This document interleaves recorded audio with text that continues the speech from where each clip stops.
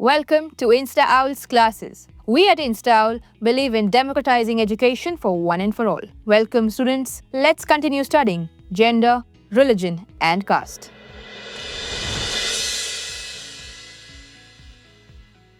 Now let's see women's political representation in India. What is the need for women's representation? Women's well-being issues are often neglected, means they are not given much attention. Control of power by women ensures that these issues get attention. Feminists advocate for more women in elected positions. Greater political representation is crucial for addressing women's concerns. So you must have seen in the changing times, we have a Women Rights Commission, we have a Women and Child Development Ministry. We also have women in the posts of ministers, women in the posts of MLAs, women in the posts of even NGOs who are running big NGOs. So this is done for what? So that women can take political representation to address women's concerns and make newer laws for them or make newer solutions for them. Current representation in India. Women's representation in the Lok Sabha reached 14.36% in 2019. Women's representation in state assemblies is still below 5%. India is behind several countries in women's representation. Cabinets remain largely male-dominated even with female leadership. What are solutions, challenges and solutions to this problem? Political cabinets are often all male, even with some female leaders. Legal mandates could ensure fair representation in elected. What does legal mandate mean? Laws. Some laws, legal mandates, can make sure that women only become elected representatives. Like the Panchayati Raj system reserves 1/3 of seats for women. So 33% seats in the Panchayati Raj system are reserved for women. Over 10 lakh women are now elected representatives in local bodies. The Women's Reservation Act 2023. Women's organizations advocated for 1/3 reservation in parliament. So now we have seen that we have 1/3 reservation, 33% reservation in the Panchayati Raj system. That is the third tier of politics. Now we want it in the parliament. That is central government. Now we want reservation in the central government, which we have been given. The Nari Shakti Vandan Adhiniyam ensures 33% reservation for women at the central level. This applies to Lok Sabha, state legislative assemblies and also the Delhi Assembly. The Act aims to increase women's influence in legislative bodies. What is the impact of gender division in politics? Gender division in politics highlights social inequalities. Firstly, political representation benefits these disadvantaged groups. Women's political gains are tied to addressing unequal treatment. Raising issues in the political domain leads to significant progress. So now, because if we have 33% reservation for women, and if women are going to be in the parliament, when a law is passed or a bill is introduced into the parliament, that time they can vote for women's rights. That time these 33% women representatives can say yes to a positive change for women. Most positive changes come when they are making stricter laws for harassment against women, for rape against women, for violence against women, for discrimination against women. That is why we need these 33% to pass the law which is going to support women. Please look at the screen. This is a bar graph showing women in national parliaments in different regions of the world. So over here you can see the Nordic countries are the northern countries of Europe. You've seen Finland, you've seen Sweden, you've seen Denmark. These are the Nordic countries. They have 42.3% women in their national assemblies. In Americas you have 29.5, Europe 26.4, Sub-Saharan Africa is less than, Asia is much lesser than that, and India stands at 11.8. Let's say religion, communalism and politics. Religious diversity and social division. Religious diversity is widespread globally and also in India. Even within the same religion, differences in practice can lead to divisions. Unlike gender difference, religious differences often manifest in politics. Religion's role in politics. Like you know, India is a very vast and a very diverse culture. We have all the major religions of the world in our country. Let's say, Gandhiji believed that politics should be guided by ethics drawn from religion not by any specific religion.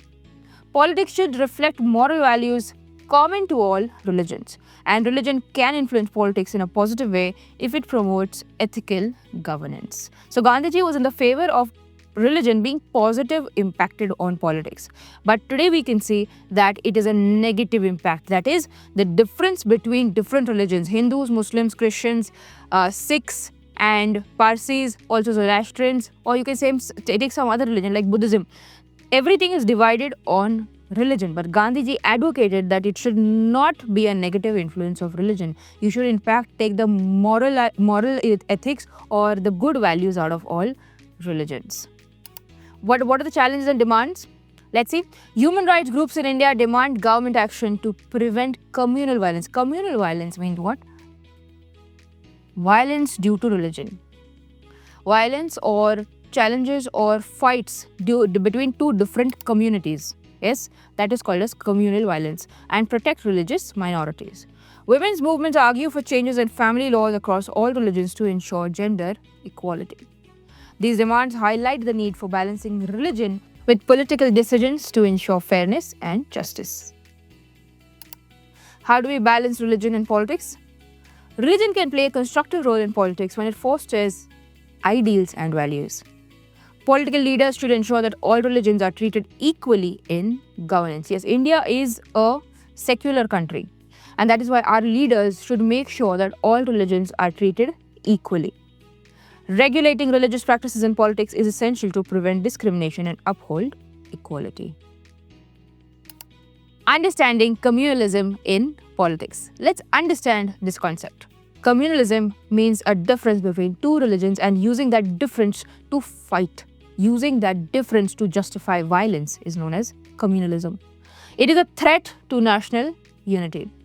Problems arise when religion is used as the foundation for national identity. So please remember that we are not Hindus and we are not Muslims and we are not Sikhs first. We are all Indians first.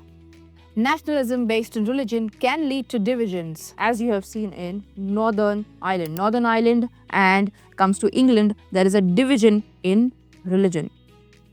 The danger intensifies when one religion is portrayed as superior and state power is used to dominate other religious groups. Fundamentals of communal politics. Communalism suggests that religion is the main basis for social community. It falsely assumes that followers of the same religion share identical interests, dismissing internal diversity. This means followers of the same religion do not share the same identity. Religion can be a significant part of their identity, but it is not the only factor. Individuals within the same religion can have diverse experiences, beliefs, and cultural backgrounds. And we can also say there are many different practices even within the same religion. Let's see the forms of communalism. Everyday communalism involves religious prejudices, stereotypes, and the belief in the superiority of one's religion. So I can say only my religion is superior, or only my religious practices are superior than some other religion.